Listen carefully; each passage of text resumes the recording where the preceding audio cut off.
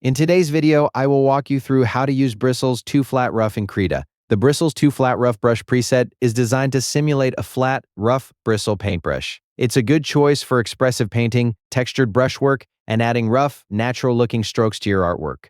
Press F6 to open the brush preset stalker or open it manually. Search for Bristles 2 Flat Rough and select the brush preset. For the best results, use a drawing tablet with pressure sensitivity. Light pressure creates thinner, softer strokes, while heavier pressure produces broader strokes with more visible texture. Paint using longer, confident strokes, and vary your pen pressure as you move. This helps create a more natural painted effect and brings out the rough bristle texture. If needed, adjust the brush size using the left and right bracket keys or the size slider. Larger brush sizes make the rough bristle texture more noticeable, while smaller sizes provide finer textured strokes. Use Bristles 2 Flat Rough when painting landscapes, environments, concept art, or any artwork where you want bold, textured brush strokes with a traditional paintbrush feel. And that's how to use Bristles 2 Flat Rough in Krita. Thank you for watching the video.